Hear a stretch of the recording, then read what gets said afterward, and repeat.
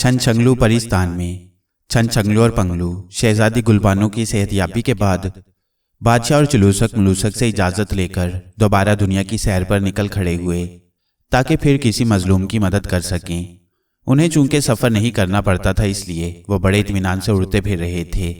जिस शहर को देखते वहाँ की सैर करके वो आंखें बंद करते और उड़कर दूसरे शहर में पहुँच जाते। इसी तरह घूमते घामते वो एक बहुत बड़े शहर के दरवाजे पर जा पहुँचे। ये शहर हवाका कहलाता था और बहुत बड़ा और अजीमुशान शहर था।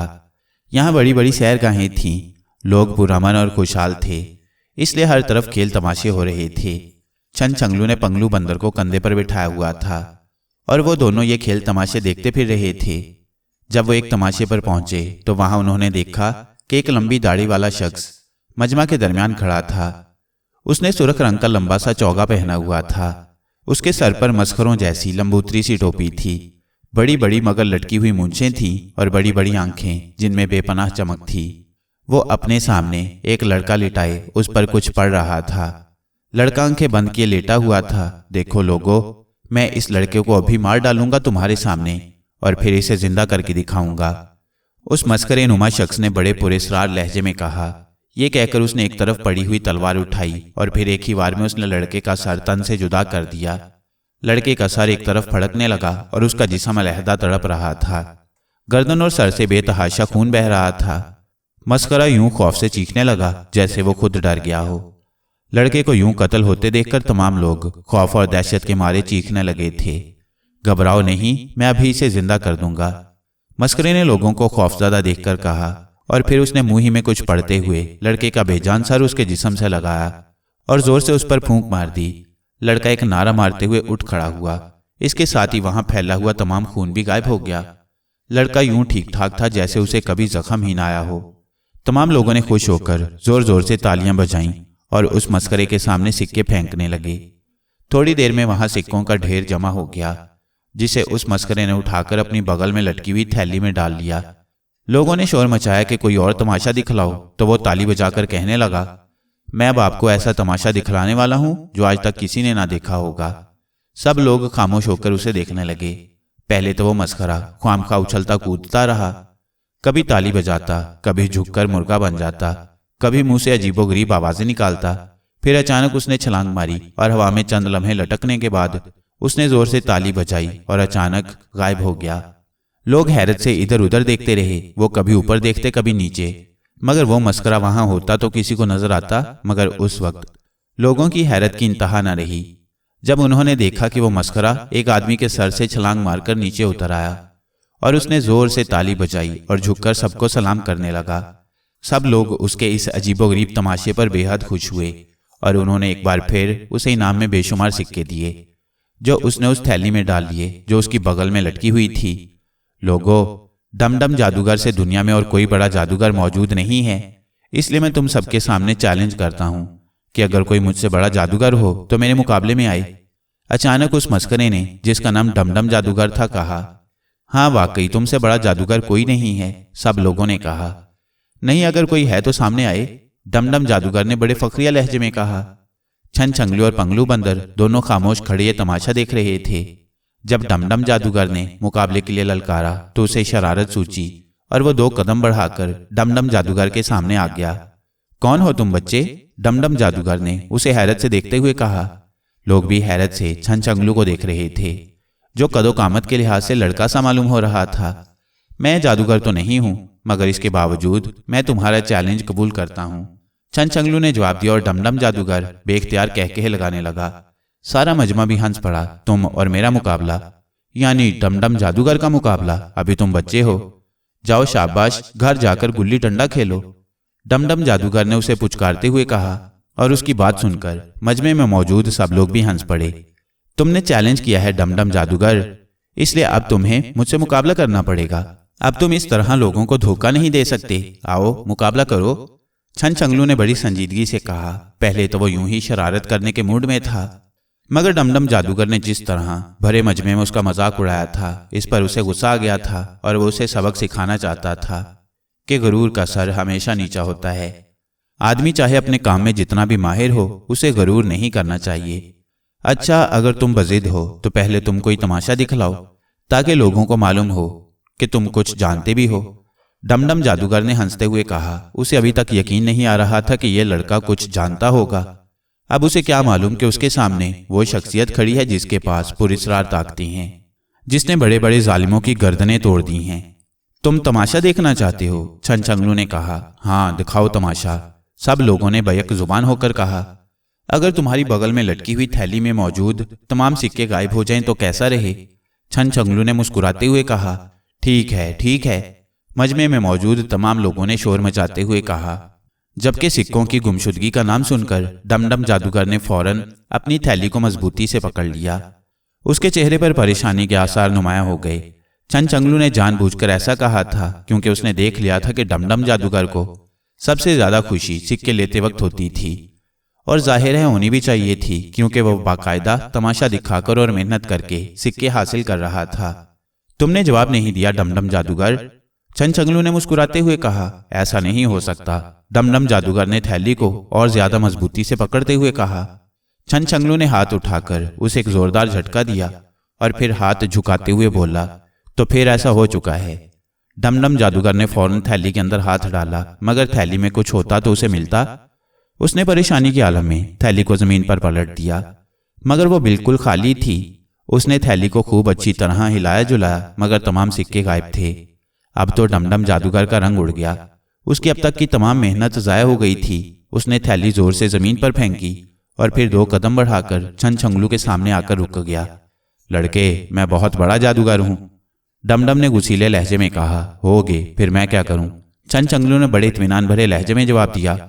बताओ मेरे सिक्के कहाँ हैं? उसने पूछा। ढूंढ लो, छनछंगलू ने जवाब दिया। डमडम जादूगर ने आंखें बंद की और मुंह में कुछ पढ़ता रहा।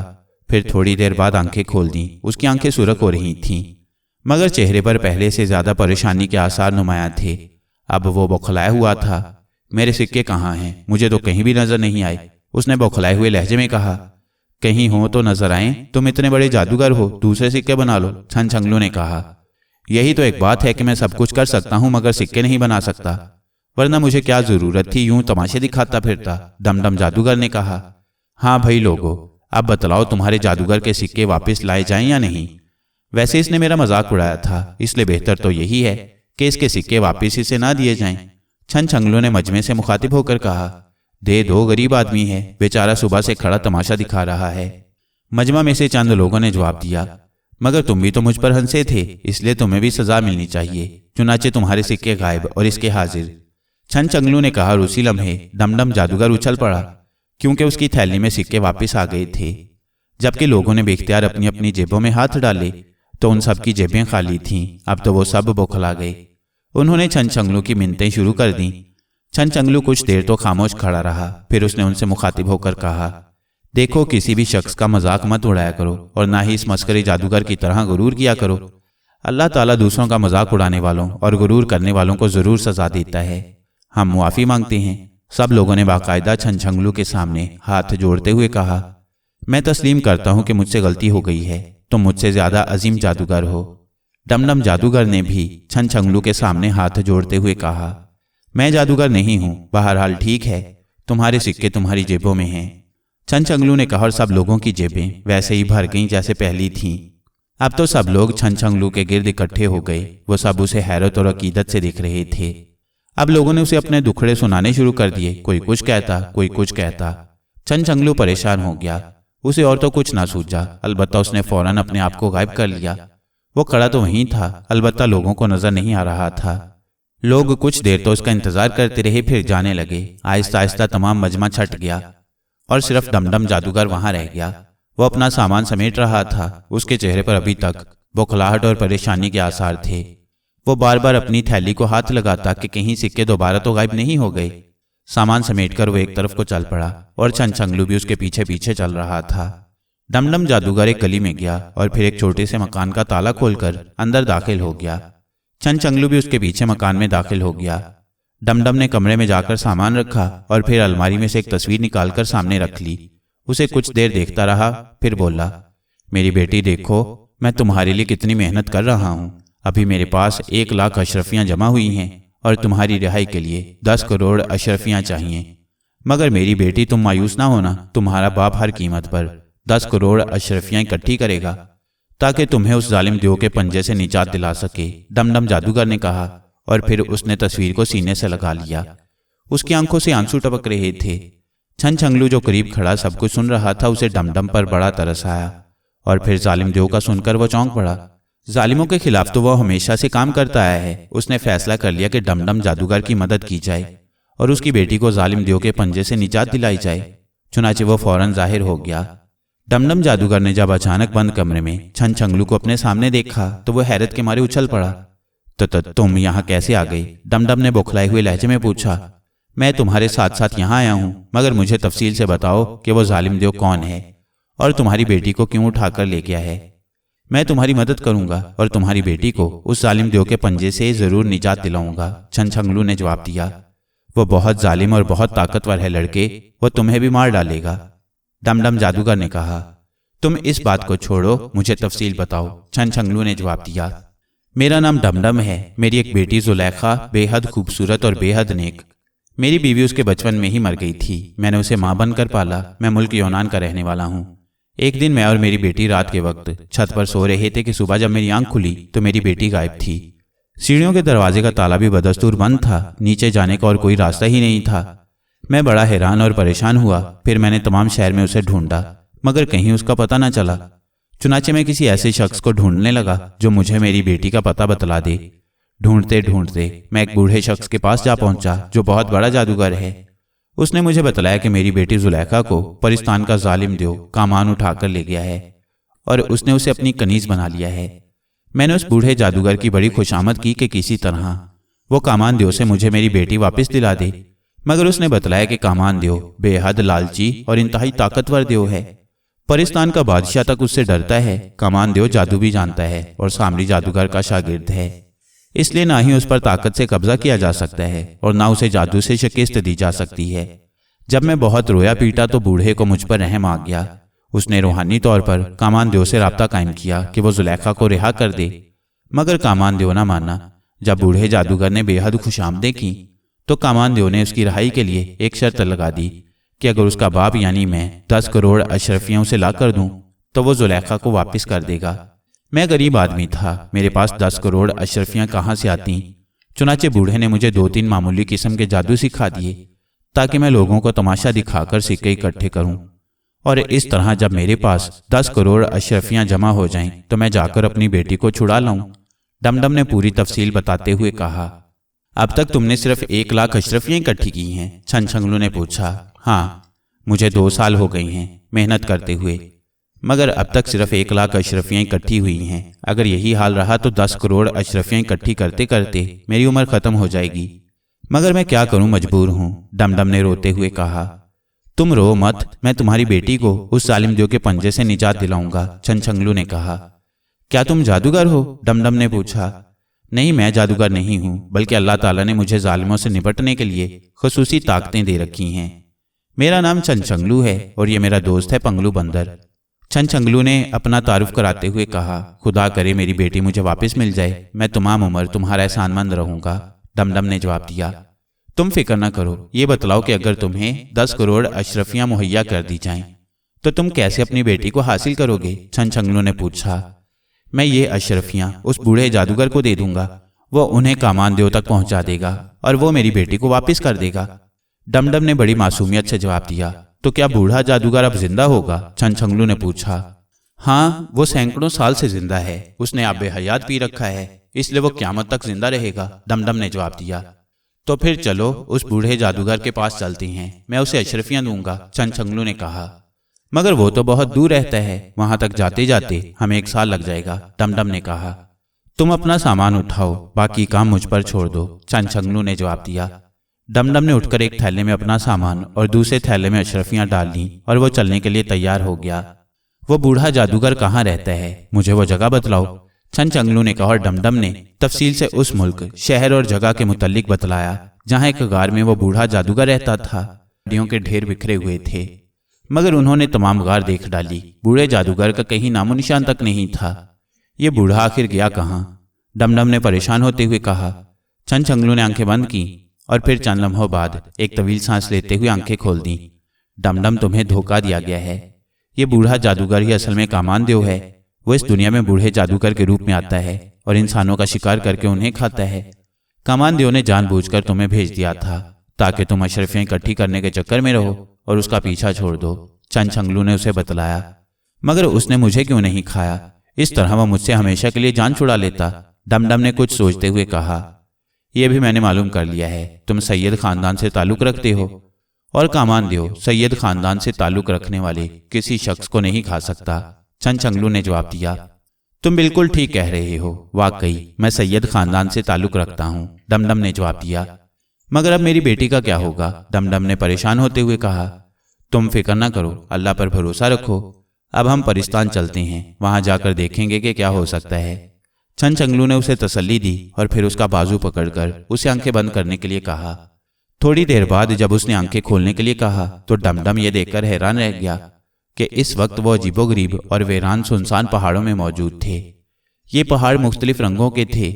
कोई पहाड़ गहरे सुर्ख रंग का था, जबकि उसके साथ वाला पहाड़ नीला, कोई स्याह रंग का और कोई सब्ज रंग का। गर्ज ये कि मुख्तलिफ रंगों के पहाड़ थे, मगर सब सुनसान और वीरान थे। उन पर ना ही कोई दरख्त था और ना कोई झाड़ी। ये कौन सी जगह है? डमडम ने पूछा। हम परिस्तान के पास मौजूद हैं। इन पहाड़ों की दूसरी तरफ परिस्तान है, चंचंगलू ने जवाब दिया और फिर वो डमडम को लिए पहाड़ों पर आगे बढ़ने लगा। ये एक बहुत बड़ा कमरा था जिसमें सोने का एक बड़ा सा तख्त बिछा हुआ था, जिस पर बड़े कीमती हीरे और जवाहरात जुड़े हुए थे।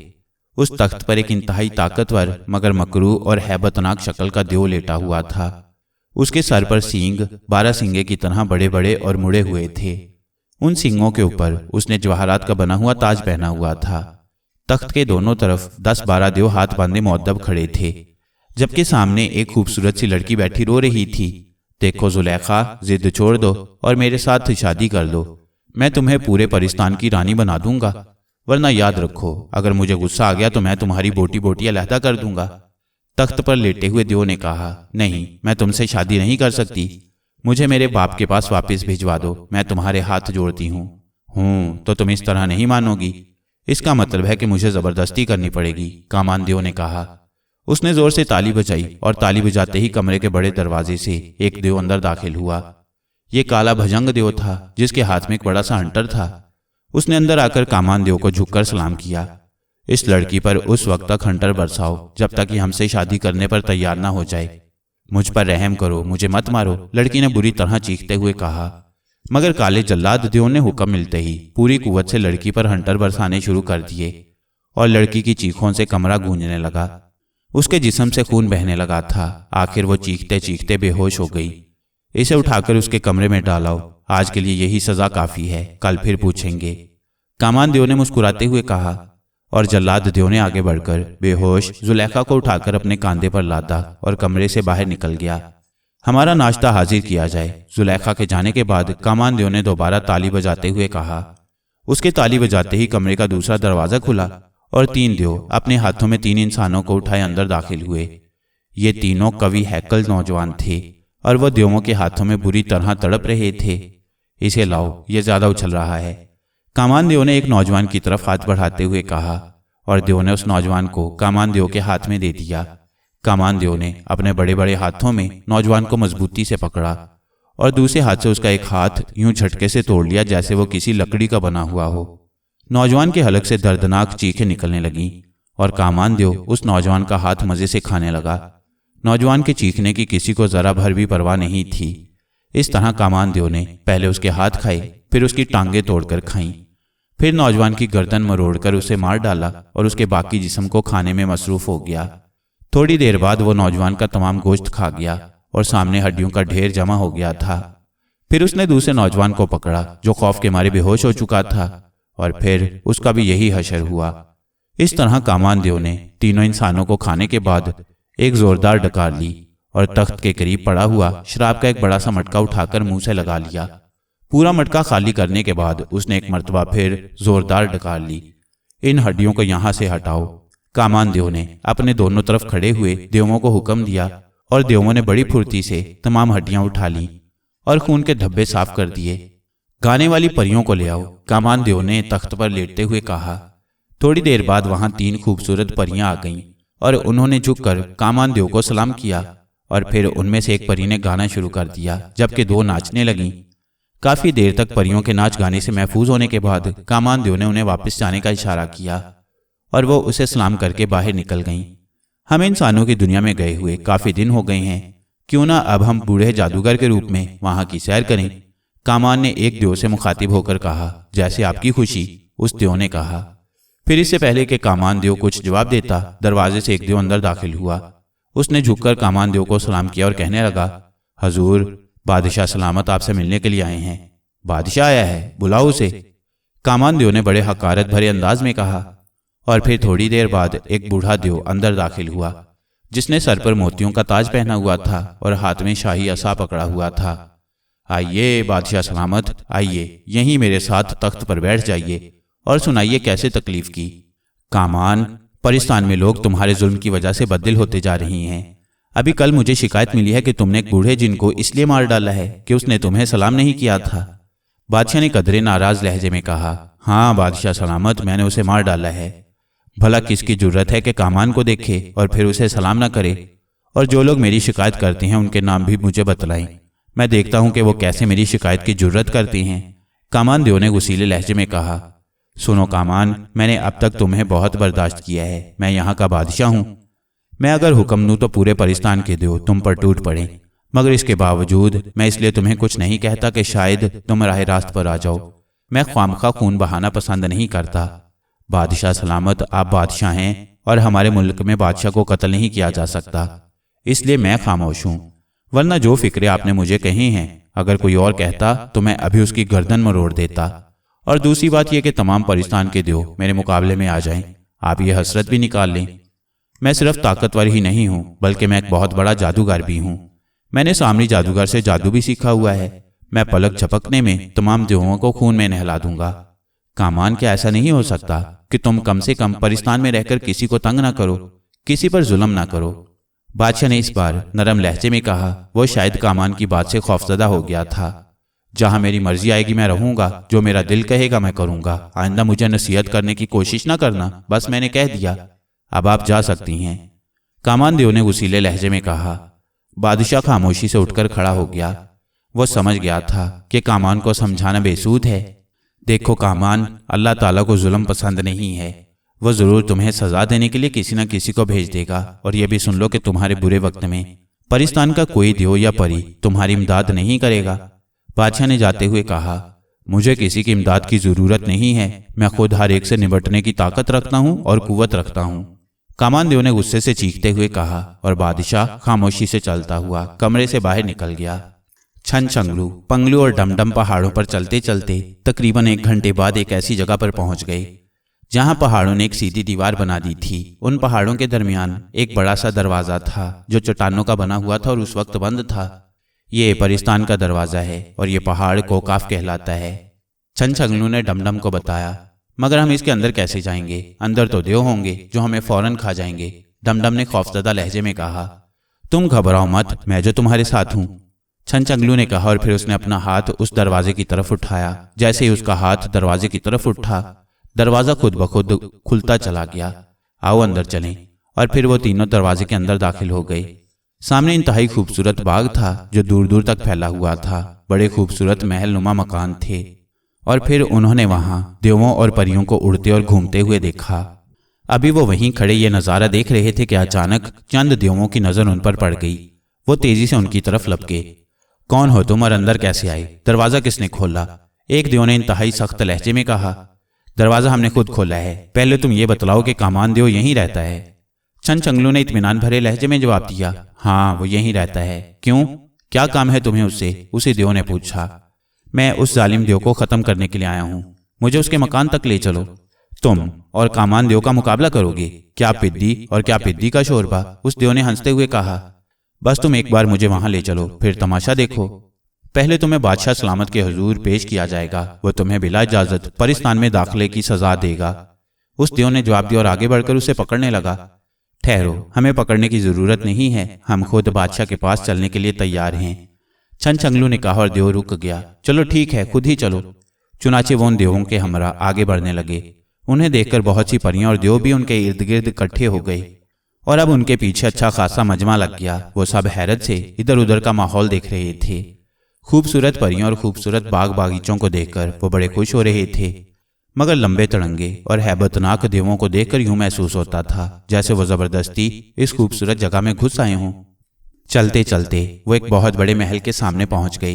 ये तमाम महल सोने का बना हुआ था और उस पर इंतहाई कीमती हीरे जवाहरात जुड़े हुए थे, जो सूरज की रोशनी में यूं चमक रहे थे जैसे इमारत पर बहुत से सितारे चमक रहे हों। वो समझ गए कि यही शाही महल होगा। महल के दरवाजों पर खौफनाक किस्म के देव पहरा दे रहे थे। उन्हें साथ ले आने वाले देव ने आगे बढ़कर उनसे बातें की और फिर उन्होंने दरवाज़ा खोल दिया।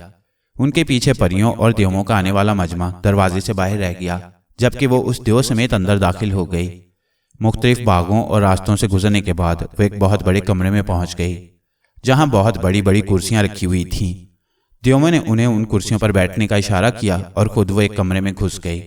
पंगलू बंदर उछलकर एक कुर्सी की पुष्ट पर चढ़ बैठा, जबकि डमडम और छनछंगलू दूसरी कुर्सियों पर बैठ गए। अभी उन्हें कुर्सियों पर बैठे थोड़ी ही देर हुई थी कि दरवाजा खुला और बूढ़ा बादशाह अंदर दाखिल हुआ। ये एक बूढ़ा देव था जिसने सर पर ताज और हाथ में शाही असा पकड़ा हुआ था। छनछंगलू और डमडम ने उठकर बादशाह को सलाम किया और बादशाह उनके सलाम का जवाब देते हुए एक बड़ी कुर्सी पर बैठ गया। कौन हो तुम और बगैर इजाजत परिस्तान में क्यों दाखिल हुए हो? बादशाह ने बड़े बावकार लहजे में उनसे मुखातिब होकर कहा। मेरा नाम छनछंगलू है और ये मेरा दोस्त पंगलू बंदर है। ये हमारा साथी डमडम है। मेरे साथी डमडम की लड़की जुलेखा को परिस्तान का जालिम देव कामान उठा लाया है। हम उससे वो लड़की वापस लेने आए हैं और उसे उसके जुल्म की सजा भी देंगे। तुम भला उस देव को क्या सजा दे सकते हो? तुम्हें तो देव फूंक मार दे तो तुम तीनों उड़कर 100 मील दूर जा गिरो। बादशाह ने नागवार से लहजे में जवाब दिया। बादशाह सलामत, बज़ाहिर आपकी बात सच है, मगर आपको नहीं मालूम कि जालिमों के खिलाफ जिद्दोजहद करने वालों की हमायत अल्लाह ताला करता है और अल्लाह ताला से बड़ी कोई ताकत नहीं। तुम्हारी बात बिल्कुल ठीक है, मगर बहरहाल कोई जोड़ भी तो होना चाहिए। कामान देव इंतहाई जालिम, मगरूर और ताकतवर है। परिस्तान का कोई भी देव उससे जंग में नहीं जीत सकता। अब तुम बतलाओ कि तुम क्या कर सकते हो? तुम मुझे मासूम से इंसान लगते हो, इसलिए बेहतर यही है कि तुम यहाँ से चले जाओ। अगर कामान देव को इल्म हो गया तो फिर तुम्हारी मौत यकीनी है। नहीं बादशाह सलामत, हम जो इरादा करके आए हैं उसे अल्लाह ताला की मदद से जरूर पूरा करेंगे। तुम्हारी मर्जी, अगर तुम मरना ही चाहते हो तो मैं क्या कर सकता हूँ? अब भी वक्त है, सोच लो। बादशाह ने कहा। आपकी हमदर्दी का शुक्रिया बादशाह सलामत, मगर यकीन कीजिए हम उस जालिम को ऐसी सजा देंगे कि परिस्तान के रहने वाले सदियों तक याद रखेंगे। अगर ऐसा हो जाए तो सिर्फ हमें ही क्या, पूरे परिस्तान को इससे खुशी होगी, बादशाह ने कहा। फिर बादशाह ने एक देव को हुक्म दिया कि इनको कामान देव के महल में पहुंचा दिया जाए और इनके साथ जो हशर हो वापिस आकर उसे बतलाया जाए। देव उन तीनों को लेकर शाही महल से बाहर निकला और फिर मुख्तलिफ रास्तों पर चलते हुए वो एक और महल के सामने पहुंच गए, जो बादशाह के महल से भी ज्यादा बड़ा और खूबसूरत था। ये कामान का महल है, मैं अंदर नहीं जाऊंगा, तुम खुद चले जाओ, देव ने उनसे मुखातिब होकर कहा। ठीक है, हम खुद चले जाएंगे, छनछंगलू ने कहा और फिर वो महल के दरवाजे की तरफ बढ़ गए। महल का दरवाजा बंद था और उसके बाहर भी कोई दरबान मौजूद न था। दरवाजे के करीब पहुंचकर छनछंगलू ने पंगलू को कंधे पर बिठाया और डमडम का बाजू पकड़कर उसे आंखें बंद करने के लिए कहा। डमडम ने आंखें बंद कर लीं। चंद लम्हों बाद उसने उसे आंखें खोलने के लिए कहा। डमडम ने जैसे ही आंखें खोली उसने देखा कि वो सब एक बहुत बड़े कमरे में मौजूद हैं, जिसके दरमियान एक बहुत बड़ी और इंतहाई खूबसूरत मसहरी मौजूद है, जिस पर एक इंतहाई हैबतनाक मगर लहीमो शहीम देव सोया हुआ था। वो जोर जोर से खराटे ले रहा था। उसके खराटों से यूं महसूस हो रहा था जैसे कमरे में जलजला आया हुआ हो। यही कामान देव है? डमडम ने आहिस्ता से कहा। यही कामान देव है? छनछंगलू ने पूछा। हाँ, यही जालिम देव कामान है, डमडम ने जवाब दिया। छनछंगलू ने पंगलू को मखसूस अंदाज में इशारा किया और पंगलू उसके कंधे से उतरकर मसहरी पर चढ़ गया और उसने जाकर कामान देव के मुंह पर जोर से चपत मारी। चपत खाते ही कामान देव हड़बड़ाकर उठ बैठा। उसने बड़ी गुस्सीली नजरों से इधर उधर देखा। उसी लम्हे पंगलू ने उछलकर उसके मुंह पर एक और चपत मारी और छलांग लगाकर छनछंगलू के कंधे पर आ बैठा। अब तो कामान देव का गुस्से के मारे बुरा हाल हो गया। वो उछलकर मसहरी से नीचे उतर आया और फिर जब उसकी नजरें छनछंगलू और डमडम पर पड़ी तो वो हैरत से बुत बना खड़ा रह गया। वो तसव्वुर भी नहीं कर सकता था कि कोई इंसान बगैर उसकी इजाजत के यूं परिस्तान में और खास तौर पर उसकी ख्वाबगाह में दाखिल हो सकता है। कौन हो तुम? उसने चंद लम्हे खामोश रहने के बाद फाड़ खाने वाले लहजे में पूछा। मेरा नाम छनछंगलू है, ये मेरा दोस्त पंगलू बंदर है। और ये वो डमडम है जिसकी बेटी जुलेखा को तुम उठा कर लाए थे। छनछंगलू ने बड़े इत्मीनान भरे लहजे में जवाब देते हुए कहा, मगर तुम्हें यह जुर्रत कैसे हुई कि तुम मेरी ख्वाबगाह में दाखिल हो? इस बात को छोड़ो, ये बतलाओ कि डमडम की बेटी जुलेखा कहाँ है? वो मेरे कब्जे में है, मैं उससे शादी करूंगा, कामानदेव ने जवाब दिया। उसे उसके बाप को वापस कर दो। तुम्हारी ये जुर्रत कि मुझे डांटो, मैं अभी तुम्हारी हड्डियां तोड़ता हूं। कामानदेव ने गुस्से की शिद्दत से छनछंगलू को जोर से थप्पड़ मारने की कोशिश की, मगर छनछंगलू तेजी से एक तरफ हट गया और कामानदेव अपने ही जोर में घूमता चला गया। जैसे ही कामानदेव की पुश्त उसकी तरफ हुई, पंगलू बंदर ने छलांग लगाई और कामानदेव की गर्दन की पुश्त पर अपने दांत जमा दिए। कामानदेव चीख मारकर पलटा और उसने अपने लंबे हाथों से पंगलू को पकड़ने की कोशिश की, मगर पंगलू छलांग लगाकर एक तरफ हो गया। फिर जैसे ही कामानदेव उसकी तरफ झपटा, अचानक छनछंगलू ने अपना हाथ ऊंचा करके उल्टा दिया। उसका हाथ उलटते ही कामानदेव उछलकर सर के बल उल्टा खड़ा हो गया। अब हमारे पीछे आओ, हम तुम्हारा जुलूस पूरे परिस्तान में निकालेंगे, छनछंगलू ने मुड़कर दरवाजे की तरफ जाते हुए कहा। कामानदेव भी सर के बल चलता हुआ छनछंगलू के पीछे आने लगा। उसके चेहरे से यूं महसूस होता था जैसे कोई ताकत उसे छनछंगलू के पीछे चलने पर मजबूर कर रही हो। ठहरो छनछंगलू, मेरी बात सुनो, अचानक कामानदेव ने मिन्नत भरे लहजे में कहा। क्या बात है? छनछंगलू ने मुड़कर पूछा। बात सुनो, मैं डमडम की बेटी जुलेखा वापस करने को तैयार हूं, मुझे इस तरह रुसवा न करो। कामानदेव का लहजा दर्द भरा था, मगर मैं तुम्हें तुम्हारे जुल्म और गुरूर की सजा देना चाहता हूं।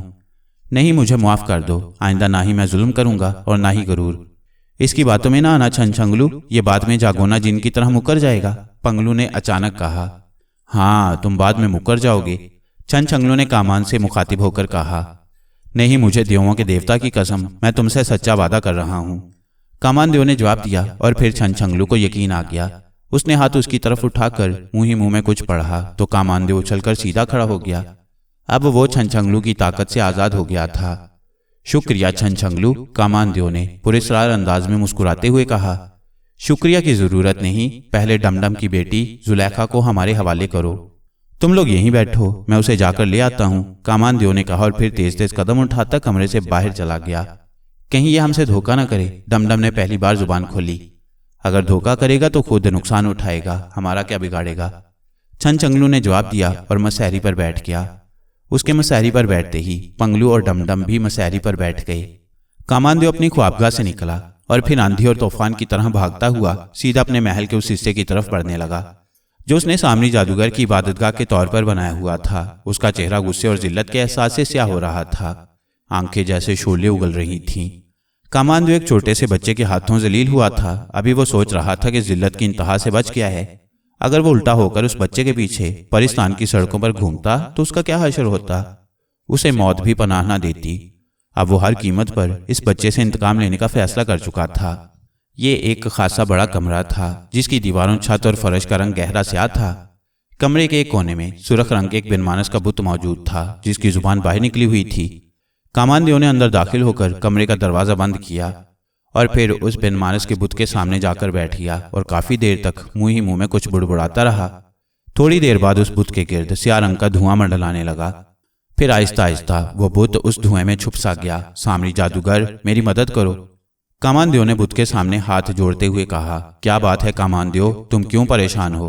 सामरी जादूगर, तुमको तो मालूम है कि एक लड़का जो अपना नाम छनछंगलू बताता है इस वक्त मेरी ख्वाबगाह में मौजूद है।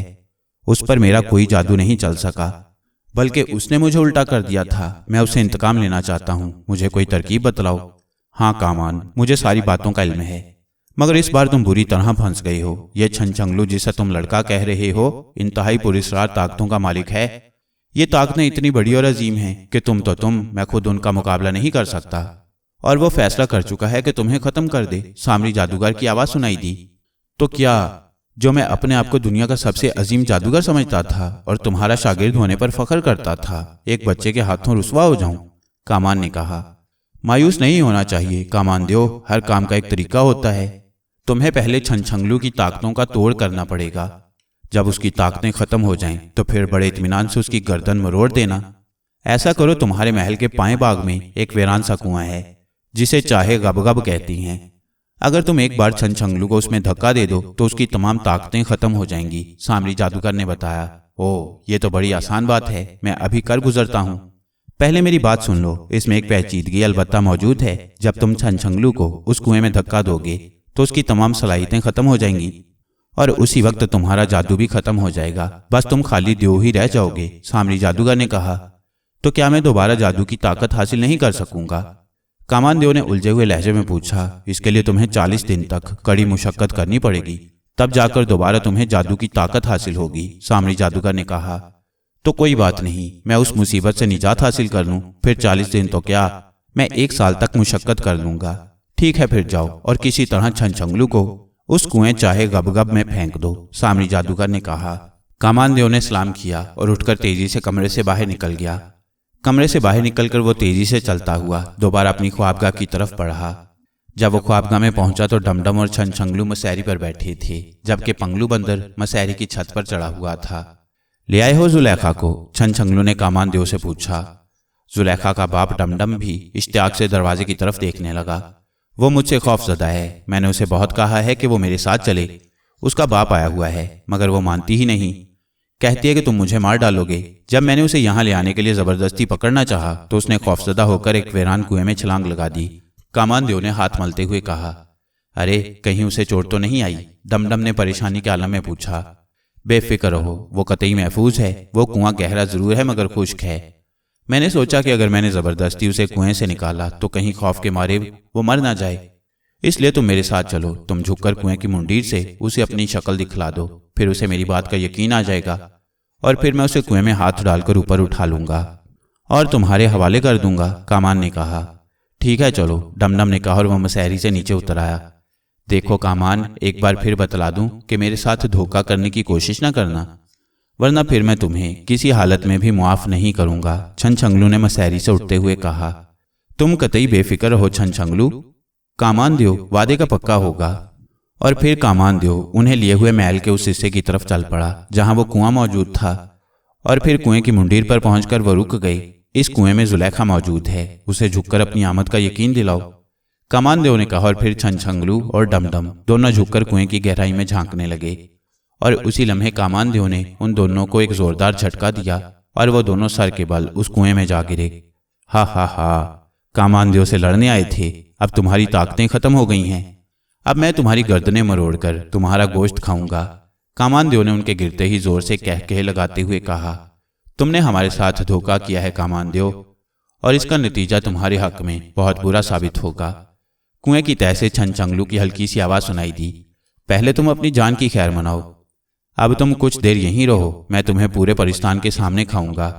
कामान देव ने कहा और फिर उन्हें कुएं की तह में छोड़कर खुद वापस महल की तरफ चला गया। उसे यकीन था कि ताकतें खत्म होने के बाद दोनों इतने गहरे कुएं से बाहर नहीं निकल सकते, मगर उसे गलती हो गई कि वो उनके तीसरे साथी पंगलू बंदर को भूल गया, जो उन दोनों के कुएं में गिरते ही खामोशी से पीछे हटकर एक दरख्त पर चढ़ गया था। जब कामान देव बाग से बाहर निकल गया तो वो दरख्त से नीचे उतरा। उसने एक लम्हे के लिए झुककर कुएं में झांका। कुआं वाकई बेहद गहरा था। उसने सोचा कि कामान देव की वापसी से पहले पहले छनछंगलू और डमडम को कुएं से बाहर निकलना चाहिए, मगर वो उन्हें निकाले कैसे? कुआं इतना गहरा था कि उसमें बगैर रस्सी की मदद से बाहर निकलना बेहद मुश्किल था। पंगलू कुछ देर खड़ा सोचता रहा, फिर वो तेजी से महल की तरफ वापस दौड़ गया। उसकी रफ्तार में बेइंतहा तेजी थी। दरबान देवों की नजरों से बचता हुआ वो मुख्तलिफ कमरों में घूमता रहा। फिर एक कमरे में उसे एक रस्सी का गुच्छा नजर आ गया। गुच्छा काफी बड़ा था और रस्सी भी खासी मजबूत मालूम हो रही थी। चुनाचे पंगलू ने उस गुच्छे को घसीट कर कमरे से बाहर निकाला और फिर उसे घसीटता हुआ सीधा उस बाग की तरफ ले गया। गुच्छा काफी भारी था और उसे घसीटने के लिए पंगलू को बड़ा जोर लगाना पड़ रहा था, मगर उसने हिम्मत न हारी और वो उसे घसीटता चला गया। कुएं के पास ले जाकर उसने गुच्छा खोला और फिर उसका एक सिरा उसने एक दरख्त के तने से फुर्ती से बांध दिया और फिर गुच्छे को खोलने लगा। जब पूरा गुच्छा खुल गया तो उसने उसका दूसरा सिरा कुएं में फेंक दिया और फिर वो रस्सी को धकेलकर नीचे फेंकने लगा। जब तमाम रस्सी कुएं में चली गई तो उसने झुककर देखा कि रस्सी कुएं की तह तक पहुंच चुकी थी। फिर उसे रस्सी हिलती हुई महसूस हुई। वह समझ गया कि कोई रस्सी के जरिए ऊपर आ रहा है। वो कुएं में झांकता रहा। फिर थोड़ी देर बाद उसने देखा कि डमडम जादूगर रस्सी के जरिए ऊपर आ रहा था। थोड़ी देर बाद वो ऊपर चढ़ आया और उसने रस्सी को जोर से हिलाया और फिर थोड़ी देर बाद छनछंगलू भी रस्सी के जरिए ऊपर आ गया। बहुत अच्छे पंगलू, तुम वाकई बेहद ज़हीन और सच्चे दोस्त हो, छनछंगलू ने कहा। इस बात को छोड़ो, कहीं निकल चलने की कोशिश करो। कामानदेव अभी वापस आ जाएगा और हम फिर फंस जाएंगे, पंगलू ने कहा। हाँ चलो, छंछंगलू ने कहा और फिर वो तीनों तेजी से चलते हुए महल की दीवार के करीब पहुंच गए। उस दीवार के करीब ही एक बड़ा सा दरख्त था। वो उस दरख्त पर चढ़कर दीवार पर पहुंच गए और वहां से छलांगे मारकर नीचे आ गए और फिर तेजी से चलते हुए वो एक और मकान में पहुंच गए। ये एक छोटा सा मकान था। उन्होंने सोचा कि हम फौरन इस मकान में छुप जाएं, बाद में जो होगा देखा जाएगा। जैसे ही वो तीनों मकान में दाखिल हुए, अचानक उनकी गर्दनों पर किसी की गिरफ्त मजबूत हुई और वो हवा में उठते चले गए। कामानदेव छंछंगलू और डमडम को कुएं में धकेलकर वापस अपने महल की तरफ गया। वो खुश था, बेहद खुश। उसने अपने एक बहुत बड़े दुश्मन को बेबस कर दिया था। महल से निकलकर वो सीधा शाही महल की तरफ बढ़ गया। खुशी और फख्र से वो अकड़ा हुआ था। शाही महल में पहुंचकर वो सीधा बादशाह के खास कमरे में पहुंचा। बादशाह उसे यूं अचानक आते देखकर चौंक पड़ा। कैसे आए हो कामानदेव? बादशाह ने सख्त लहजे में पूछा। आपने मेरे खात्मे के लिए एक पुरस्कार ताकतों के मालिक लड़के को भेजा था, मगर मैं आपको इतला देने आया हूं कि मैंने उसे बेबस कर दिया है और इस वक्त वे कुएं में कैद है। मैं कल एक जश्न मना रहा हूं ताकि सबके सामने उसे खाऊं, इसलिए आपको भी शिरकत की दावत है। कामानदेव ने तंजिया लहजे में कहा। मैंने उसे तुम्हारे पास भेजा जरूर था, मगर इसमें मेरे इरादे का कोई दखल नहीं था। वो परिस्तान में आया ही तुम्हारी खातिर था। उसका दावा था कि वो तुम्हें शिकस्त दे देगा। मैंने उसे पहले समझाने की कोशिश की, मगर वो बाज नहीं आया। चुनाचे मैंने उसे तुम्हारे पास रवाना कर दिया। चलो ठीक है, जैसा आप कह रही हैं वैसा ही होगा। कल आप दावत में जरूर शिरकत करें, कामानदेव ने कहा और फिर वो वापस निकल आया। फिर उसके दरबानों ने पूरे परिस्तान में इस दावत आम का ऐलान कर दिया और वहां से फारिग होकर वो सीधा सामरी जादूगर की इबादतगाह में दाखिल हुआ। कामानदेव ने मंत्र पढ़कर सामरी जादूगर को बुलाया और उसे अपनी कामयाबी की खबर सुनाई। हाँ, वाकई तुमने कामयाबी हासिल कर ली है, मगर तुम इब्तदाई कामयाबी में ही सब कुछ भूल गए हो। सामरी जादूगर ने उसे बताया। क्या मतलब? मैं समझा नहीं। छंछंगलू और डमडम इस वक्त कुएं में नहीं हैं। वो वहां से निकलकर भाग जाने में कामयाब हो गए हैं, सामरी जादूगर ने उसे बताया। अरे ये कैसे हो सकता है? इतने गहरे कुएं से वो कैसे निकल सकती हैं जबकि उनकी सलाहियतें खत्म हो चुकी हैं? कामानदेव ने कहा। सलाहियतें खत्म होने के बावजूद वो निकल गई हैं। दरअसल तुम उनके तीसरे साथी बंदर को भूल गए थे। तुम्हारे वहां से चले आने के बाद उस बंदर ने तुम्हारे महल के कमरे से रस्सी का एक गुच्छा घसीटा और उस रस्सी के जरिए वो वहां से निकल आने में कामयाब हो गए। सामरी जादूगर ने उसे तफसील बतलाते हुए कहा। तो अब वो कहाँ हैं? कामानदेव ने पूछा। वो महल से बाहर निकल गए हैं और तुम जानते हो कि मैं तुम्हें महल से बाहर की बात नहीं बता सकता। ये तुम्हारा मेरा पहले से मुआहिदा है और अब तुम्हारे अंदर जादू की ताकत भी खत्म हो चुकी है, इसलिए खुद ही उन्हें ढूंढो। बहरहाल वो हैं परिस्तान में, सामरी जादूगर ने कहा। ठीक है, मैं उन्हें फौरन तलाश करता हूँ। हाँ जाओ और उन्हें ढूंढो, सामरी जादूगर ने कहा और कामानदेव से सलाम करके उठा और फिर तेजी से गुस्से से बाहर निकल आया। उसके चेहरे पर गहरी परेशानी के आसार थे। वो सीधा अपने खास कमरे में आया और उसने अपने खास देवों को तलब किया। थोड़ी देर बाद वहां 10 देव पहुंच गए। कामानदेव ने तमाम सूरत हाल उनके सामने रख दी और कहने लगा कि उन तीनों को फौरी तौर पर ढूंढना इंतहाई जरूरी है।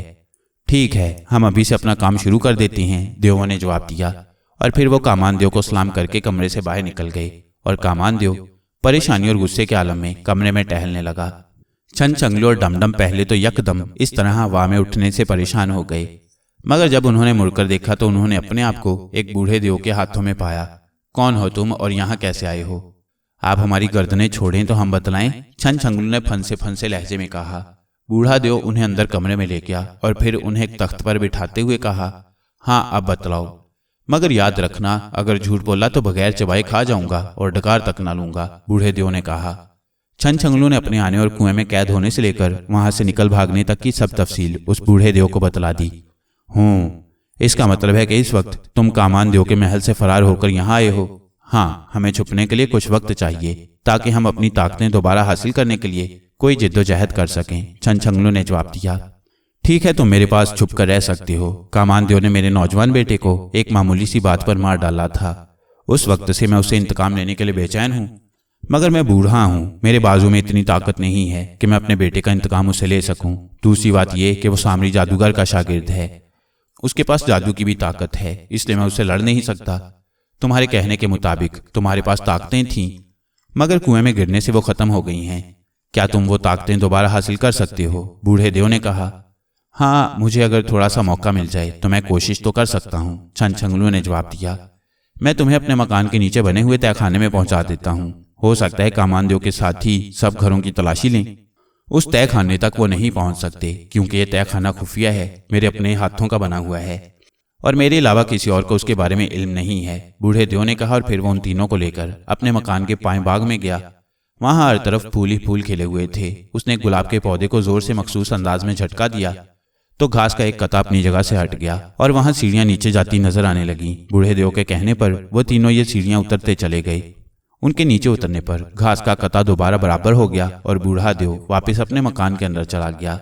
ये एक बहुत बड़ा कमरा था जिसमें रोशनी और हवा के लिए मखसूस इंतजामात किए गए थे।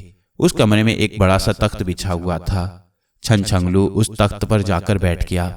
अब ये ताकतें कैसे वापिस आएंगी? डमडम ने पूछा। मालूम करता हूं, छनछंगलू ने कहा और फिर उसने आंखें बंद करके अपने दिमाग से यही सवाल किया। दिमाग ने जवाब दिया कि उसकी ताकतें इस सूरत में वापस आ सकती हैं कि वो कामानदेव के खून का कम से कम एक कतरा अपने दाएं हाथ की छोटी उंगली के नाखून पर मल दे। इसके अलावा चाहे गबगब का और कोई तोड़ नहीं है। छनछंगलू ने यह शर्त डमडम और पंगलू बंदर को बतला दी। ओह, ये तो बड़ा मुश्किल काम है। कामानदेव तो हमें देखते ही खा जाएगा, डमडम ने खौफजदा होकर कहा। हाँ, ये बात तो है, मगर अब ये शर्त तो हमें पूरी करनी ही पड़ेगी, छनछंगलू ने जवाब दिया। अभी वो ये बातें कर ही रहे थे कि तय खाने का दरवाजा खुला और बूढ़ा देव हाथ में खाने पीने का सामान लिए नीचे उतर आया। कामानदेव के साथी पूरे परिस्तान में खुफिया तौर पर तुम्हें तलाश करते फिर रही हैं। वो मेरे मकान पर भी आए थे और पूरी तरह तलाशी लेने के बाद मायूस होकर चले गए। अब तुम यहाँ महफूज हो, बूढ़े देव ने उन्हें बताया। मैंने मालूम कर लिया है कि मेरी सलाहियतें सिर्फ इसी सूरत में वापस आ सकती हैं जब मैं कामानदेव के खून का एक कतरा अपने दाएं हाथ की छोटी उंगली के नाखून पर लगाऊं, तब मेरी सलाहियतें वापस आ जाएंगी, छनछंगलू ने उसे बताया। ओह, ये तो बहुत मुश्किल काम है। कामानदेव के जिस्म से खून निकालना नामुमकिन है। वह तो तुम्हें देखते ही खा जाएगा। और हाँ, उसने अपने आदमियों के जरिए कल पूरे परिस्तान के देवों और परियों की दावत का ऐलान किया है कि इस दावत में वो तुम्हें खा जाएगा। मगर इस ऐलान के बाद तुम भाग निकले, चुनाचे अब शर्मिंदगी से बचने के लिए उसके साथी तुम्हें तलाश करते फिर रही हैं, बूढ़े देव ने बतलाया। छनछंगलू बूढ़े देव की बात सुनकर कुछ देर सोचता रहा। फिर उसने आंखें बंद की और अपने दिमाग से सवाल किया कि अगर मैं कल कामानदेव को मुकाबले का चैलेंज दूं तो क्या वो जादू के जोर से मुझे बेबस कर देगा? दिमाग ने जवाब दिया कि जैसे उसने तुम्हें कुएं में धकेला, जहां तुम्हारी सलाहियतें खत्म हो गईं, वहां उसके जादू की ताकत भी खत्म हो चुकी है। अब वो कामदेव है। अब जब तक वो 40 दिन तक सामरी जादूगर की इबादत ना करे, उसकी सलाहियतें वापस नहीं आ सकती। दिमाग की ये बात सुनकर छनछंगलू दिल ही दिल में बेहद खुश हुआ। उसने आंखें खोली और फिर अपने साथियों से कहने लगा, सुनो दोस्तों, अब एक मुश्किल मरहला हमारे सामने है। मैंने कामानदेव से पूरे परिस्तान के सामने मुकाबला करने का फैसला कर लिया है। इस मुकाबले के दौरान पंगलू और डमडम को भी मेरा साथ देना पड़ेगा। हम तीनों मिलकर उसे तिगनी का नाच नचा देंगे और जहां मुझे मौका मिला मैं कामानदेव के जिस्म से खून निकाल लूंगा। उस वक्त मेरी सलाहियतें वापस आ जाएंगी और मैं कामानदेव का वो हशर करूंगा कि पूरा परिस्तान सदियों तक उसे याद रखेगा, छनछंगलू ने कहा। मगर उसके पास तो जादू की ताकत है, वो हमें जादू से बेबस कर देगा, डमडम ने कहा। नहीं, जहां कुएं में गिरने से हमारी ताकतें खत्म हुई हैं, वहां उसके जादू की ताकत का भी खात्मा हो चुका है। अब वो एक कामदेव है, छनछंगलू ने जवाब दिया। ओह, फिर तो ठीक है, बूढ़ा देव खुशी से बोला। मगर कामानदेव अकेला थोड़ी होगा, बल्कि उसके साथी देव भी होंगे, डमडम ने तशवीश जाहिर करते हुए कहा। नहीं, अगर तुम बादशाह सलामत के जरिए बाकायदा मुकाबले का चैलेंज दो तो न सिर्फ कामानदेव को उसे कबूल करना पड़ेगा, बल्कि उसका कोई और साथी उस मुकाबले में दखल नहीं दे सकेगा, क्योंकि यह हमारे परिस्तान की रिवायत है और कोई देव इस रिवायत के खिलाफ नहीं जा सकता। अगर कोई इसकी खिलाफ वर्जी की गुस्ताखी करे तो परिस्तान के तमाम देव मिलकर उसका खात्मा कर देती हैं, बूढ़े देव ने उन्हें बतलाया। फिर ठीक है, हम ये मुकाबला जरूर करेंगे, क्योंकि इसके सिवा और कोई चारा नहीं है, छनछंगलू ने जवाब दिया। फिर मैं तुम्हारा चैलेंज बादशाह सलामत तक पहुंचा दूं? बूढ़े देव ने कहा। हाँ, पहुंचा दो, मगर ऐन उस वक्त मैदान में जाएंगे जब सब देव और परियां वगैरह इकट्ठे होंगे, छनछंगलू ने कहा। हाँ, ऐसा ही होगा, बूढ़े देव ने जवाब दिया। तो ठीक है, आप बादशाह सलामत तक हमारे ये चैलेंज पहुंचा दें कि छनछंगलू, पंगलू, बंदर और डमडम मिलकर कामानदेव का मुकाबला खुले मैदान में करना चाहते हैं, छनछंगलू ने कहा। और बूढ़ा देव सर हिलाता हुआ तय खाने से बाहर निकल गया। उसके जाने के बाद वो तीनों इत्मीनान से खाना खाने में मसरूफ हो गए। पंगलू को सेब बेहद पसंद थे, इसलिए छनछंगलू ने सेबों की भरी हुई टोकरी उसके हवाले कर दी और खुद बाकी चीजें खाने में मसरूफ हो गए। कामानदेव बड़ी परेशानी के आलम में अपने कमरे में टहल रहा था। उसे बराबर यही खबरें मिल रही थी कि छनछंगलू और उसके साथियों की तलाश जारी है, मगर वो कहीं भी नहीं मिल रहे। उसके साथी एक एक घर की मुकम्मल तलाशी ले रहे थे, मगर न जाने उन लोगों को जमीन खा गई या आसमान। कहीं उनका पता ही नहीं चल रहा था। ज्यों ज्यों वक्त गुजरता जा रहा था, कामानदेव का गुस्सा बढ़ता जा रहा था। उसे मालूम था कि कल अगर दावत के वक्त वो उन्हें तलाश ना कर सका तो वो पूरे परिस्तान में रुसवा हो जाएगा, मगर उसे समझ नहीं आ रही थी कि वो उन्हें कहाँ तलाश करे। अभी वो यही बातें सोच रहा था कि उसे इत्तला मिली कि बादशाह सलामत उससे मिलने के लिए आए हैं। वो कमरे से बाहर निकला और उस कमरे की तरफ बढ़ गया जहां बादशाह सलामत बैठे थे। उनके साथ वजीर आजम और चंद दीगर दरबारी देव भी मौजूद थे। क्या बात है बादशाह सलामत? कामानदेव ने कदरे गुसीले लहजे में पूछा। कामानदेव, हम परिस्तान की रिवायत के मुताबिक तुम्हें एक मुकाबले की इत्तला देने आए हैं, बादशाह ने बड़े संजीदा लहजे में कहा। कौन कमबख्त है जो मुझसे मुकाबला करने की जुर्रत रखता है? कामानदेव ने मुश्तिल होते हुए कहा। वही लड़का छनछंगलू और उसके 2 साथी, बादशाह ने जवाब दिया। कहाँ है वो? कामानदेव ने चौंक कर पूछा। मुझे मालूम नहीं कि वो कहाँ हैं, अलबत्ता उनका पैगाम मुझे मिला है कि वो कामानदेव से खुले मैदान में मुकाबला करने के ख्वाहिशमंद हैं और मैं रिवायत के मुताबिक ये पैगाम तुम्हें पहुंचाने आया हूँ, बादशाह ने जवाब दिया। तुम्हें मालूम है कि यह सब साजिश आप मेरे खिलाफ कर रही हैं, मगर याद रखें मैं ये साजिश नाकाम बना दूंगा। मुझे ये मुकाबला मंजूर है। कल मैंने तमाम परिस्तान की दावत कर रखी है, उसमें यह मुकाबला होगा, बल्कि ये अच्छा ही हुआ है कि वो खुद सामने आ जाएंगे, मुझे उन्हें तलाश नहीं करना पड़ेगा। कामानदेव ने चैलेंज मंजूर करते हुए कहा। ठीक है, मगर ये बात सुन लो कि परिस्तान की रिवायत के मुताबिक तुम अकेले उन तीनों का मुकाबला करोगे, तुम्हारा कोई साथी तुम्हारी मदद नहीं कर सकेगा। बादशाह सलामत ने उसे याद दिलाते हुए कहा। हाँ हाँ, मुझे मालूम है, मैं अकेला उनकी हड्डियां पसलियां कर सकता हूं, फिर क्या जरूरत है कि कोई और मदाखलत करे? कामानदेव ने गुस्से से हाथ मलते हुए कहा। और फिर बादशाह सलामत अपने दरबारियों समेत उठकर उसके महल से बाहर चले गए और उन्होंने अपने दरबारियों के जरिए पूरे परिस्तान में इस मुकाबले का ऐलान कर दिया। तमाम परियां और देव इस अजीबोगरीब मुकाबले पर बड़े हैरान थे। उन्हें यकीन था कि इस मुकाबले में कामानदेव ही जीतेगा, क्योंकि वो बहुत ताकतवर देव था और फिर उसके पास जादू की ताकत भी मौजूद थी। जबकि मुकाबले में एक आदमी, एक लड़का और एक बंदर था जो कामानदेव का कुछ नहीं बिगाड़ सकते थे। दूसरी तरफ बादशाह के जाने के बाद कामानदेव वापस अपने कमरे में आया। वो सोच रहा था कि छनछंगलू ने उसे मुकाबले का चैलेंज क्यों दिया है, जबकि उसकी सलाहियतें भी खत्म हो चुकी हैं। सलाहियतें खत्म होने के बाद वो लड़का उसका क्या बिगाड़ सकता है? मगर इसके बावजूद उसने बाकायदा मुकाबले का चैलेंज दिया है। इस बात की समझ उसे नहीं आ रही थी कि इससे छनछंगलू का असल मकसद क्या है। अचानक एक ख्याल उसके जहन पर छाता चला गया कि कहीं छनछंगलू ने इस दौरान अपनी सलाहियतें वापस तो नहीं हासिल कर ली।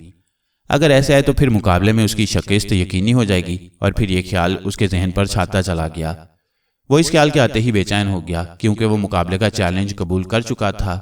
अगर ऐसा हुआ तो वो पूरे परिस्तान में जलीलो रुसवा होकर रह जाएगा। वो काफी देर तक सोचता रहा, फिर कमरे से निकलकर सीधा इबादतगाह की तरफ बढ़ा। वो सामरी जादूगर से अपने ख्याल की तस्दीक करना चाहता था।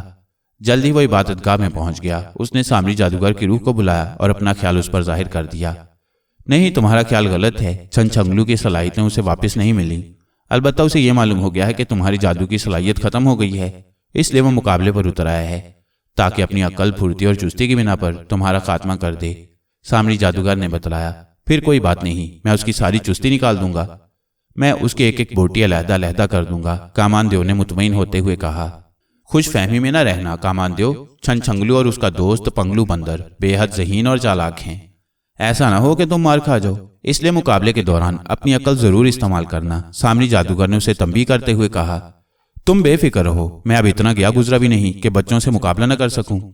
मेरे मुकाबले में आज तक कोई देव नहीं ठहर सका। ये तो फिर इंसान है जो इंतहाई कमजोर मखलूक होती है, कामानदेव ने फखरिया लहजे में कहा। ठीक है, बहरहाल मैंने तुम्हें तंबीह कर दी है, अब आगे तुम्हारा काम है। एक बार फिर कहूंगा कि जरूरत से ज्यादा होशियारी की जरूरत है। गुस्से में आने की बजाय अकल से काम लेना, सामरी जादूगर ने कहा। और फिर बिनमानस के गिर्द छाया हुआ धुआं गायब हो गया। सामरी की रूह वापस जा चुकी थी। सामरी की रूह के जाने के बाद कामानदेव उठा और फिर वापस अपने महल की तरफ चला गया। अब वो मुतमईन और खुश था कि कल के मुकाबले में वो पूरे परिस्तान के सामने अपने दुश्मनों की बोटियां उड़ा देगा। ये एक बहुत बड़ा मैदान था और इसके गिर्द जहां तक नजर जाती थी सीढ़ियां ही सीढ़ियां बनी हुई थीं। ये परिस्तान में मुकाबलों का मैदान था। यहाँ देवों के दरमियान मुकाबले होते थे। आज सुबह से ही पूरे परिस्तान के देव और परियां छनछंगलू और कामानदेव का मुकाबला देखने के लिए वहां पर पहुंचने शुरू हो गए थे।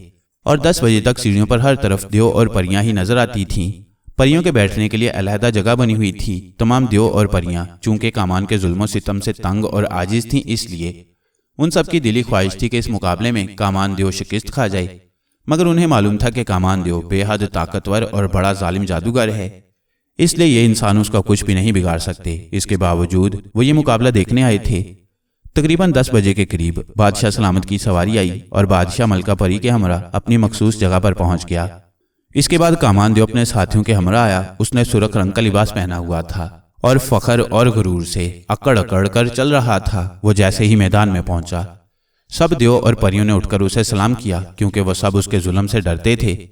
कामानदेव अपने साथियों समेत एक तरफ बैठ गया। उसके साथी एक इंसान को पकड़ लाए थे और उस वक्त वो कैदी बेहोशी के आलम में उनमें से एक देव के कांधे पर लदा हुआ था। कामानदेव के पहुंचने पर बादशाह ने बूढ़े देव से छनछंगलू और उसके साथियों को लाने के लिए कहा और बूढ़ा देव खामोशी से अपने मकान की तरफ चल पड़ा। बूढ़े देव ने तहखाने का दरवाजा खोला और अंदर दाखिल हो गया। छनछंगलू मसहरी पर लेटा हुआ था, जबकि डमडम कदरे परेशानी के आलम में टहल रहा था। पंगलू बंदर बड़ी खामोशी से एक तरफ बैठा था। आओ भाई, मैदान में सब पहुंच चुके हैं। बूढ़े देव ने छनछंगलू से मुखातिब होकर कहा, क्या कामानदेव भी वहां पहुंच चुका है? छनछंगलू ने उठते हुए कहा, हाँ, कामानदेव भी वहां पहुंच चुका है और पूरे परिस्तान के देव और परियां बादशाह समेत ये मुकाबला देखने के लिए वहां इकट्ठे हो चुके हैं। बूढ़े देव ने जवाब दिया, ठीक है, आओ दोस्तों चलें। छनछंगलू ने कहा और उसके साथ ही पंगलू बंदल उछलकर उसके कांधे पर बैठ गया और फिर वो तीनों बूढ़े देव के हमरा मैदान की तरफ चल पड़े। डमडम, तुम घबराना बिल्कुल नहीं। अगर तुम चाहो तो एक तरफ खड़े तमाशा देखते रहना, हम खुद उस देव से लड़ लेंगे। छनछंगलू ने डमडम को परेशान देखते हुए कहा। डमडम ने कोई जवाब न दिया और खामोशी के साथ चलता रहा। जल्द ही वो मैदान में पहुंच गए। वाकई पूरा मैदान देवों और परियों से भरा हुआ था। मैदान के अंदर जाने के लिए एक तरफ रास्ता खाली था। वो तीनों उस रास्ते के जरिए मैदान के अंदर दाखिल हो गए। उन्हें देखकर मैदान के इर्द गिर्द मौजूद तमाम देव और परियां बेख्तियार हंसने पर मजबूर हो गए, क्योंकि कामानदेव के मुकाबले में एक मस्खरा सा शख्स, एक लड़का और एक बंदर था। उन सब की हंसी नहीं रुकती थी। उन्हें यकीन नहीं आ रहा था कि ये बेचारे कामानदेव का मुकाबला क्या करेंगे। छनछंगलू और डमडम मैदान के दरमियान में आकर रुक गए। क्या तुम मुकाबले के लिए तैयार हो? बादशाह सलामत ने ऊंची आवाज में छनछंगलू से पूछा। हाँ, हम तैयार हैं, छनछंगलू ने जवाब दिया और इसके साथ ही पंगलू बंदर उसके कांधे से उतरकर मैदान में इधर उधर दौड़ने लगा। चलो कामान, आगे बढ़ो और इनका मुकाबला करो। बादशाह ने एक तरफ बैठे हुए कामानदेव से मुखातिब होकर कहा, अभी जाता हूं, पहले मैं कुछ खा पी लूं, मुझे बड़ी भूख लगी है। कामानदेव ने बड़ी बेनियाजी से जवाब दिया और फिर उसने अपने साथी को इशारा किया जिसके कांधे पर वो बेहोश आदमी लदा हुआ था। उसके साथी ने उस आदमी को कांधे से उतारकर कामानदेव के सामने रख दिया। ये कोई नौजवान सा शख्स था। ना जाने ये देव उसे कहां से पकड़ लाए थे। कामानदेव ने उस आदमी को दोनों हाथों में पकड़ा और फिर उसकी गर्दन मरोड़ने के लिए उसके सर पर हाथ रखा। छनछंगलू ने यह नजारा देखा तो उससे बर्दाश्त न हो सका। उसने पंगलू को मखसूस अंदाज में इशारा किया और पंगलू बिजली की सी तेजी से दौड़ता हुआ कामानदेव के करीब आया।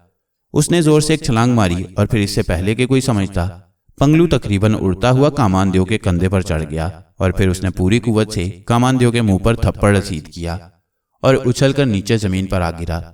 पंगलू की इस हरकत से मैदान में मौजूद तमाम देव और परियां बेख्तियार हंस पड़े।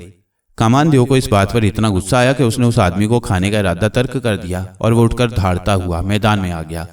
गुस्से की वजह से उसकी आंखें शोले उगल रही थीं। जैसे ही कामानदेव मैदान में आया, छनछंगलू तेजी से उसकी तरफ बढ़ा। कामानदेव ने उसे पकड़ने के लिए हाथ बढ़ाया। उसी लम्हे पंगलू चक्कर काटकर उसकी पुश्त पर आ गया और उसने फुर्ती से उसकी सतून नुमा टांग में अपने दांत काट दिए। कामान चीखकर मुड़ा और पंगलू को पकड़ने की कोशिश की, मगर पंगलू तो बिजली बना हुआ था। वो भला कब उसके काबू में आता था। वो उछलकर एक तरफ दौड़ता चला गया। उसी लम्हे छनछंगलू ने, जिसकी तरफ कामान की पुश्त हो गई थी, अपना हाथ हवा में लहराया और उसके हाथ में पकड़ा हुआ छोटा सा चाकू कामान की टांग में घुसता चला गया। कामान के मुंह से बेख्तियार एक चीख निकल गई और वो तेजी से एक तरफ भागता चला गया। उसकी टांग से खून के कतरे निकलकर जमीन पर गिरने लगे। गुस्से के मारे कामान की बुरी हालत थी। उन दोनों ने उसे बुरी तरह नचाकर रख दिया था। कामान ने एक तरफ हटते ही झुककर अपनी पिंडली से वो छोटा सा चाकू निकाला जो उसके खून से रंगीन हो रहा था। उसने चाकू को एक लम्हे के लिए देखा और फिर उसे पूरी कुव्वत से उस तरफ फेंका जिधर छनछंगलू खड़ा था। उसी लम्हे पंगलू ने इंतहाई फुर्ती दिखाई और बिजली किसी तेजी से चाकू को जमीन पर गिरने से पहले ही झपट लिया और फिर वो चाकू को लिए तेजी से छनछंगलू के पास दौड़ता चला गया। छनछंगलू ने चाकू पंगलू के हाथ से ले लिया और पंगलू दोबारा कामानदेव की तरफ दौड़ता चला गया, जो गुस्से की शिद्दत से बुरी तरह धाड़ रहा था। तमाम देव और परियां हैरान थी कि आखिर कामान को क्या हो गया है। वो अपनी जादू की ताकत उन पर क्यों नहीं इस्तेमाल करता। वैसे मुकाबला दिलचस्प होता जा रहा था। वो लड़का और बंदर दोनों बिजली बने हुए थे, जबकि डमडम खामोशी से एक तरफ खड़ा ये तमाशा देख रहा था। पंगलू बंदर जैसे ही कामान के करीब पहुंचा, उसने कामान के गिर्द एक चक्कर काटा। कामान देव भी उसके साथ साथ मुड़ता जा रहा था। फिर पंगलू दौड़कर कामान की दोनों टांगों के दरमियान से निकल गया। कामान ने उसे जकड़ने के लिए झपटा मारा, मगर पंगलू उसके हाथ नहीं आया, बल्कि उल्टा अपने ही जोर में कामान मुंह के बल जमीन पर गिर गया। कामान के जमीन पर गिरते ही पंगलू तेजी से मुड़ा और फिर उछलकर उसकी पुष्ट पर चढ़ गया और उसने वहां नाचना शुरू कर दिया। वो शौकी में आ गया था। पंगलू का नाच देखकर पूरे मैदान में कह कह उबल पड़े। बादशाह भी बेख्तियार हंस रहा था। कामान देव पहले तो चंद लम्हे खामोश पड़ा रहा, फिर अचानक उसने अपना एक हाथ लहराया। पंगलू उछलकर भागने लगा, मगर इस बार बदकिस्मती से उसकी दुम कामान के हाथ में आ गई और कामान फुर्ती से उठकर खड़ा हो गया। अब पंगलू बंदर दुम के सहारे उसके हाथ में लटका हुआ था। दूसरी तरफ छनछंगलू ने पंगलू के हाथ से चाकू लेते ही उस पर लगा हुआ खून अपने दाएं हाथ की छोटी उंगली के नाखून पर मल दिया। खून नाखून पर लगते ही उसके जिस्म में सनसनाहट सी दौड़ गई। उसकी ताकतें वापस आ गई थीं। उसने चाकू नीचे फेंक दिया और अब इत्मीनान से पंगलू और कामान देव का तमाशा देखने लगा। जैसे ही कामान ने पंगलू की गर्दन मरोड़ने के लिए हाथ बढ़ाया, छनछंगलू ने भी अपना हाथ ऊंचा कर दिया और कामान को यूं महसूस हुआ जैसे उसके जिस्म से तमाम ताकत कहीं गायब हो गई हो। वो पत्थर के बुत की तरह साकित खड़ा रह गया। छनछंगलू ने अपने दूसरे हाथ को हरकत दी और कामान देव के उस हाथ की मुट्ठी खुल गई जिसमें उसने पंगलू को पकड़ा हुआ था। मुट्ठी खुलते ही पंगलू उछलकर जमीन पर आ गिरा और फिर दौड़ता हुआ छनछंगलू के पास पहुंच गया। छनछंगलू ने अपना हाथ उल्टा दिया और कामान देव उछलकर सर के बल खड़ा हो गया। फिर छनछंगलू जैसे जैसे हाथ को हरकत देता गया, कामान देव उसी तरह सर के बल चलता हुआ मैदान में घूमने लगा। तमाम देव और परियां कामान देव का ये हशर देखकर हैरत ज़दा रह गए। कामान देव के साथी भी छनछंगलू से मरूब हो गए, इसलिए वो भी खामोश बैठे रहे। छनछंगलू ने कामान देव को सर के बल चलाकर पूरे मैदान का चक्कर लगाया और फिर पंगलू को इशारा किया। पंगलू दौड़ता हुआ गया और कामान देव की टांग पर चढ़ गया और फिर टांग से नीचे उतरता चला गया और फिर कामान के मुंह पर जाकर उसने पेशाब कर दिया। ये कामान देव की जिल्लत और रुसवाई की इंतहा थी और अल्लाह ताला ने उसे फख्र और गुरूर की भयानक सजा दी थी। छनछंगलू ने दोनों हाथों की उंगलियों को एक दूसरे में फंसाया। उधर कामान देव जमीन पर गिरकर बुरी तरह चीखने और तड़पने लगा। छनछंगलू ने एक लम्हे के लिए इंतजार किया और फिर एक झटके से दोनों हाथों को अलहदा किया और कामान देव के मुंह से एक भयानक चीख निकल गई। उसके जिस्म के दो हिस्से हो गए। वो थोड़ी देर तक मैदान में पड़ा तड़पता रहा और फिर ठंडा हो गया। कामान देव के मरते ही पूरा मैदान खुशी से नारे लगाने लगा। छनछंगलू और डमडम खुशी खुशी बादशाह के पास पहुंच गए। बादशाह भी बेहद खुश था। तुमने एक बहुत बड़े जालिम का खात्मा कर दिया है आदमजाद। बादशाह ने उसके कंधे को थपकते हुए कहा, यह सब कुछ अल्लाह ताला की मेहरबानी से हुआ है जनाब। छनछंगलू ने जवाब दिया, मेरी बेटी जुलेखा को तो ढूंढो। डमडम ने छनछंगलू से कहा और फिर छनछंगलू बादशाह सलामत और उस बूढ़े देव के साथ कामान देव के महल में गए। छनछंगलू ने अपनी पुरस्कार ताकत से वो कमरा ढूंढ लिया जिसमें जुलेखा कैद थी। उसने उसे कैद से निजात दिलाई। जुलेखा खुशी से चीखें मारती हुई अपने बाप से लिपट गई और डमडम की आंखों से खुशी के मारे आंसू बहने लगे। बादशाह सलामत ने उन्हें अपना मेहमान बना लिया और जालिम कामान देव के मरने पर पूरे परिस्तान में 3 रोज तक जश्न मनाया जाता रहा और छनछंगलू, पंगलू बंदर, डमडम और जुलेखा को पूरे परिस्तान की सैर कराई गई और फिर चौथे रोज वो बादशाह सलामत से इजाजत लेकर वापस अपने वतन की तरफ चल पड़े।